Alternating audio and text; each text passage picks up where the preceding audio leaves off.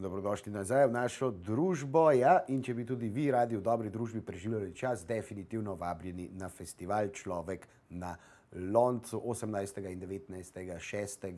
v športnem parku Tabor. Tukaj je praktično v centru Ljubljane, tako da vabim na športno društvo Tabor. Čas pa je za prometno poročilo. Še vedno je ovira na pomurski avtocesti. Pred priključkom Lipovci je okvara vozila v smeri proti Murski Soboti. Prihaja tudi do zastojev zaradi del. Približno 1 kilometer dolga kolona na štajerski avtocesti pred Celjem, vzhod proti Ljubljani je pa smer prometa. Mejni prehodi, dočakali smo, kar zabeležite si.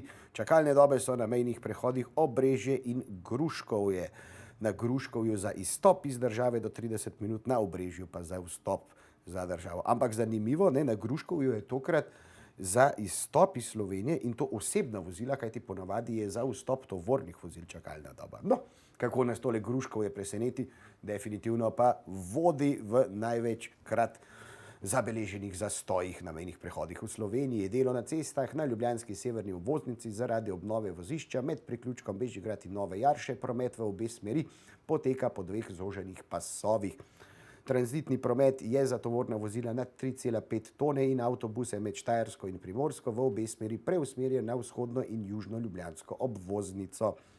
In pa seveda še vedno se prenavlja industrijska cona Moste, letališka cesta, tamle v bližini BTC-ja. Tako da pazite, da napadete v kakšen večji zastoj ali prometno konico, drugače pa potovalni časi po Sloveniji ostajajo enaki, zemljevid po Ljubljani je lepe zelene barve, tako da ni več gneče na cestah, vseeno pa varno na ceste. In kako primerno, da smo ravnokar imeli prometno poročilo, kajti v moji družbi je že Tadej Rezar, ki upravlja Instagram profil Prometne tegobe Ljubljane. In te smo verjetno že vsi v svojem življenju kdaj izkusili. Tadej, lepo pozdravljen. Ja, Tadej, kako si prišel sploh do tega, da si rekel, jaz bom pa naredil en profil in bom komentiral in dajal nasvete, kako bi lahko bilo to bolje urejeno, tudi zelo lepe grafične prikaze imaš. Kdaj se ti je porodila ta ideja, te je kdo pahnil v to? Ja, hvala. Pravzaprav je ideja nastala tekom pisanja moje magistrske naloge. V bistvu je to projekt, ki je sočasno poteka kot analiza prometa v Ljubljani. V bistvu pahnil me nihče ni, sem pa opazil, da v tujini marsikdo na ta način promovira prave vrednote v prometu, trajnostno mobilnost in kvalitetno načrtovanje, kar se mi zdi, da v Sloveniji pa tudi nasploh precej tega manjka. Namreč v 20. stoletju je praktično cel svet šel v smeri načrtovanja za avtomobile in posledično pač imamo zelo avtomobilsko načrtovana mesta. Tako zelo avtomobilsko načrtovana mesta. No, Ljubljana je vsaj center, tukaj strogi center je malo bolj urejen, bolj pešcem in kolesarjem prijazen, Da se pa še marsikaj spremeniti, se meni zdi. Ja, Ljubljana je v bistvu pred približno 15 leti šla v smer bolj trajnostne mobilnosti. Tudi v Ljubljani ni vse slabo, je eno izmed vzornih mest v Evropi glede načrtovanja prometa.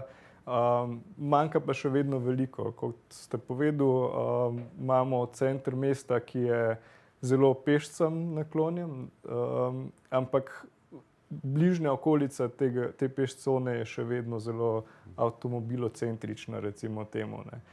Takoj, ko pa prestopimo ta notranji mestni obroč, pridemo pa v povsem navadno cestno distopijo, recimo temu. Tako, ker se bi dal še veliko spremeniti. Tako.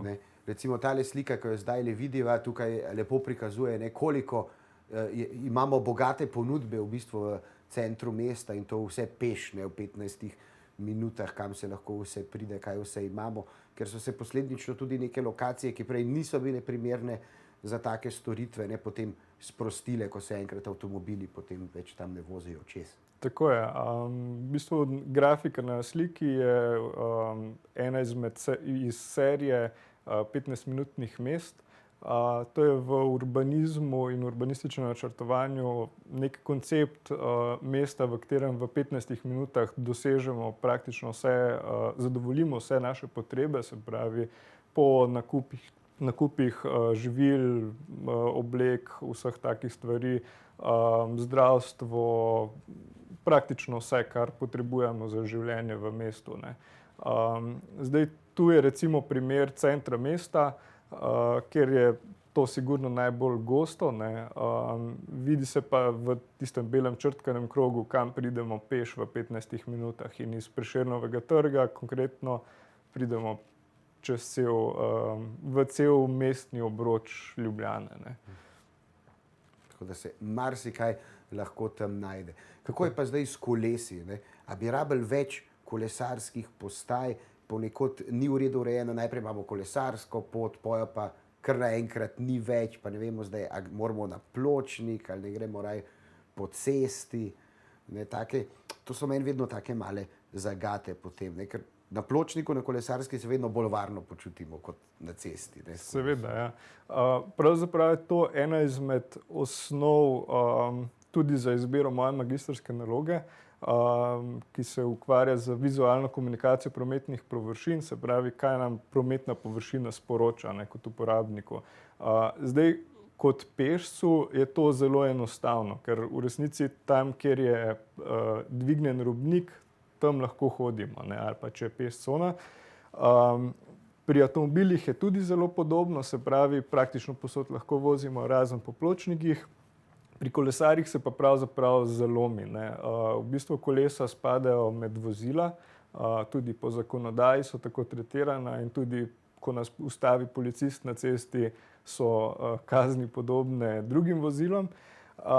Je pa ta razlika v načrtovanju prometnih površin za kolesa. Namreč, kot ste povedali, imamo situacije, v kateri, se pravi, ni kolesarske infrastrukture in mora kolesar voziti po cesti ob robu, potem in ne sme po pločniku voziti. Potem imamo situacije, v katerih so kolesarske steze, pasovi, ločene kolesarske poti, kjer je to zelo dobro poskrbljeno. Potem imamo pa primere, kot je recimo skupna prometna površina kolesarjev in pešcev, ki je efektivno legaliziran pločnik za kolesarjenje, ne. In to je zdaj ena množica rešitev, ki jih zakonodaja ponuja. Problematičen je pa pristop implementacije teh rešitev. Namreč namesto neke sistematske rešitve, ki bi vzela pod drobnogled večje območje, ne, pri nas načrtujemo promet odsekovno, se pravi, prenovimo 200-metrski odsek ceste nekje na enem območju in tam točno tako uredimo. Potem pride pa mogoče drug projektant teh rešitev in naredi drugačno rešitev, ne. In potem pride do te diskrepance. Enkrat smo na pločniku, enkrat smo na cesti, enkrat je kolesarska, enkrat je ni. In pride do problemov, ker v resnici kolesarjenje je vožnja z hitrostjo približno 20 km/h in temu primerno bi morali načrtovati sklenjene in jasno zaznavne poti, ki so pa tudi varno ločene od avtomobilskega prometa, ki je za kolesarje izredno nevaren. Namreč pri 50 km/h, ko avtomobil trči v človeka, je možnost preživetja takega človeka manjša od 50%, ne. Tukaj je en tak lep primer, to vedno ti urediš, slike fotografiraš, odseke, gradbena dela in potem označiš z rdečo in z modro. Se pravi, modro domnevam, da je nekako v redu, rdeče bi pa lahko bilo spremenjeno. Pravzaprav je modra črta ponazarja širino ulice in delež, ki je namenjen različnim prometnim udeležencem, se pravi, pločnik za pešce, kolesarske poti in koliko prostora je za avtomobile. Ena takih stvari, ki jih zaznavam v Ljubljani, je ta, pa tudi po drugih mestih se to zaznava, da imamo tudi do 80% javnih površin namenjenih avtomobilov. Od tega je vsaj 50, če ne celo 60% površin, ki so v bistvu namenjene samo parkiranju avtomobilov. Se pravi, efektivno imamo ogromne površine, ki so namenjene skladiščenju avtomobilov čez cel dan, ki bi lahko bile namenjene pešcem in kolesarjem in kafičem in podobno, ne, za javno uporabo, mogoče tudi igrišča ali kaj podobnega.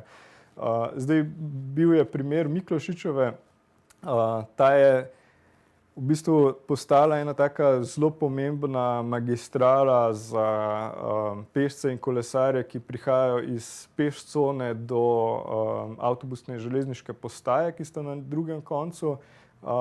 In je kot taka zelo obremenjena z tem prometom, oziroma nasploh se temu reče aktivna mobilnost, se pravi mobilnost, kjer mi poganjamo noge ali kolo. In v tem primeru, ko je ulica postala netranzitna za avtomobile, ki je včasih bila, vemo, da so včasih avtomobili vozili tudi čez Prešernov trg, je nesmiselno, da ohranjamo tako širino ceste za avtomobilski promet, tudi za parkiranje, medtem ko se pešci in kolesarji stiskajo in vozijo po nezavarovanih kolesarskih progah. Konkreten problem na Miklošičevi, recimo, ki je bila tudi eden izmed teh glavnih povodov, je v bistvu zelo prometna ulica, v kateri imamo kontraflow kolesarsko, se pravi kolesarsko, ki gre v nasprotno smer enosmernega prometa, ki pa ni zavarovana in posledično, ko nekdo na njej parkira, to pomeni, da morajo kolesarji zapeljati nasproti avtomobilom, ne. Zdaj vemo, da če to na avtocesti narediš, greš v zapor, ne. Ja, no, na avtocesti morda malce težje priti, so vmes kakšne prereke, definitivno pa ni zelo prijetno, ne. Sploh če kakšen kombi ali pa velik kamion, ne, gre na poti, pol raje počakamo kolesarji, da gre mimo. Tadej na hitro bova skočila v oglase, po oglasih pa nadaljujeva pogovor o prometnih tegobah Ljubljane. Tako da ostanite z nami in se gledamo. Lepo pozdravljeni ponovno v naši družbi in z menoj še vedno Tadej Rezar, ki upravlja Instagram profil Prometne tegobe Ljubljane, ne, in marsikdo jih je že kdaj izkusil. Nekaj sva že povedala, debate so padle predvsem na kolesarske steze, kolesarjenje, pešcone, da bi bile lahko večje, kaj ne. Kakšno je pa tvoje mnenje, ne, v tehle novih kolesarskih poteh po Ljubljani, ki so tako super postavljene zdaj, recimo avtobusna postaja in pol gre kolesarska cesta okrog, in ko grejo vsi ljudje dol iz avtobusa, moraš paziti. In pa sploh te srebrne bunkice, ki so označene, jaz sem imel velikokrat to ta rdečo, klasično, vsi vidimo jo, vidimo, klele je kolesarska steza. Ja, ravno to je recimo del te moje tematike, magistrske naloge. Te bunkice so nevidne, ne. Pač sploh v resnici so te bunkice narejene konkretno tukaj na Dalmatinovi, kjer je tudi podlaga zelo svetla in svetlo na svetlem ne gre. Tudi v zakonodaji o prometnem načrtovanju je v bistvu zahtevan kontrast med ločilnimi črtami in oznakami ter njihovo podlago, ne, se pravi temno na svetlem ali pa svetlo na temnem, ne. In tudi je še dodaten vidik ravno teh bunkic, ne, ki so zelo nevarne, če nanje zapelješ, ker so neke take konkavne oblike. Sploh z bicikl-jejem, ki ima trde, polne gume, ne, to te kar odbije nekam stran. Tako. Tako da v resnici so to neke take situacije, ki si jih mogoče ne bi smeli privoščiti, mogoče kot nek test, ali lahko to naredimo, bi pa moralo jasno postati takoj, ko se to naredi, da je to manj primeren način in se to zamenja z nečim bolj primernim. Če se pa vrneva na vprašanje, se pravi, veliko enih praks je, ne. Sploh zdaj imamo dober primer prenove Tržaške in Dunajske, ki sta namensko prenovljeni za kolesarje in pešce. Nekaj izboljšav je, v resnici pa to vidim kot regresijo. Namreč konkretno Dunajska je zelo dober primer načrtovanja iz 70. let, takrat, ko se je Dunajska prenavljala, ko so se gradili tudi podvozi na Dunajski pa Celovški. Takrat je bilo načrtovanje kolesarskih prog narejeno na način fizične segregacije. Se pravi, pešci so bili na minimalno višjem robniku kot kolesarji, ne. In to je pomenilo tudi na območju avtobusne postaje oziroma postajališča, da je bilo pešcu jasno, da bo stopil malce niže, kar pomeni, da mora biti previden, ne. Res je tu, da bi moralo biti več vzajemne pozornosti tudi s strani kolesarjev. To je treba povedati, da na območju prehoda za pešce, ki je ponavadi na avtobusnem postajališču, morajo pač dati prednost pešcem, ne.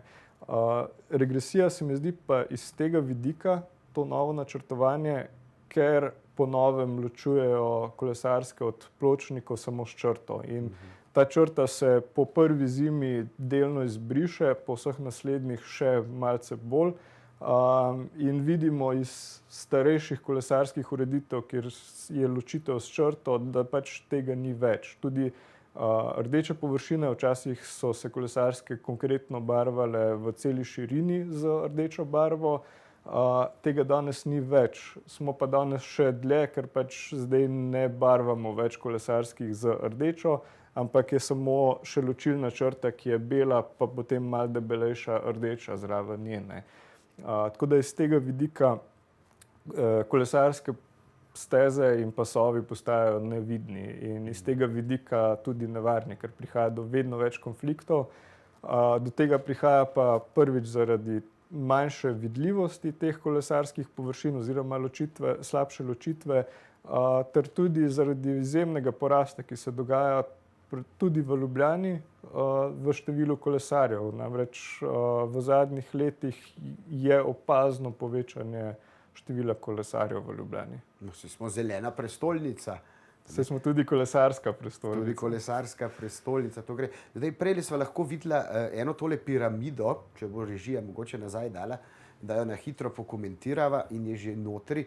Zdaj, spodaj smo videli rdeče največ za avtomobile, potem za javni prevoz, kolesarji in pa pešci. Dejansko bi moralo biti to okrog obrnjeno, ne? Pravzaprav je to prometna piramida prioritet, ki je tudi zapisana v javnem prostorskem redu Republike Slovenije in pomeni, da mora imeti trajnostna mobilnost, to sta zeleno obarvani dve polji na vrhu, se pravi aktivna mobilnost, pravzaprav ne trajnostna. Pešci in kolesarji morajo imeti prioriteto. Pešci so prvi, kolesarji so drugi na liniji načrtovanja. Potem mora imeti pa prioriteto pred avtomobilskim prometom še javni promet. In to je zapisano v prostorskem redu, kakor sem povedal, se pa praktično ne upošteva. Kar se pa upošteva mogoče pri tej piramidi, je pa ta izraba prostora, ne, ki se ga pa največ namenja ravno avtomobilom. In mogoče je ta piramida narobe razumljena ali pa ne vem, kaj se je narobe zgodilo, ampak konkretno iz gradbišč po Ljubljani, uličnih, ne, je razvidno, da te piramide v Sloveniji ne upoštevamo, ker ponavadi, ko prideš do nekega gradbišča, je tam enostavno prepoved prometa za pešce in kolesarje. Zdaj pa lahko vidimo še to drugo piramido. Če je prostorski red določil prioritete, se pa v tujini, predvsem na Nizozemskem, pa pojavlja zdaj po novem ta piramida, ki pa jasno govori tudi o namenjanju prostora različnim skupinam in prioritiziranju čim več prostora pešcem, kolesarjem, pa tudi več prostora avtobusom oziroma javnemu prometu, šele nato se pa načrtuje za avtomobile. Namreč problem avtomobilskega prometa, kakor sem že prej povedal, ogromno površino zavzame. Naslednji problem je pa ta, da ko povečaš kapaciteto ceste, pride več vozil, kar pomeni, da če si ti nek odsek povečal in nisi ciljnega odseka povečal bo tam še vedno kolona vozil, samo da bo to parkirišče namesto na 2 pasovih, sedaj na 3 pasovih. Ne. To je tudi en izmed povodov upora proti širjenju avtocestnih vpadnic v Ljubljani, ki mislim, da se je letos zgodil in ki ga je Ministrstvo za infrastrukturo celo upoštevalo in to širitev v bistvu pospravilo v predal, ker v resnici širjenje avtocestnih vpadnic v Ljubljano ne reši problema, da bodo ti avtomobili še vedno stali v Ljubljani. Ne. Tako, ne. Bo samo več gneče na notranjih cestah, znotraj obvoznice, več je po obvoznici, sploh v jutranjih konicah in potem v popoldanskih, ko grejo ljudje iz službe. Ne. Samo še večji kaos potem. Ja, Tadej, najlepša hvala, da si se oglasil. Nažalost nam je zmanjkalo časa, ker vidim, da je to taka tematika, ne, da jo lahko še kdaj uporabimo, te povabimo v oddajo, da informiramo meščane, ne, kako bi lahko bilo bolje, ker v eni objavi si zapisal, ne, da naš mali avto je še kako velik. Tako. Ne, da ga mogoče bolje, če ga pustimo kdaj doma, tako da večkrat na avtobus, še večkrat pa na kolo, pa tudi peš, če se da. Bolj zdravo za nas, bolj zdravo za okolje, pa tudi manj stresno. Tadej, še veliko uspeha s tvojim Instagram profilom Prometne tegobe Ljubljane, da nas bo še naprej informiral in pa tudi izobraževal. Hvala za tvoj obisk. Hvala vam. Mi na hitro v oglase, po oglasih pa še naš zadnji prispevek. Pija se bo mudila na terenu. Se gledamo.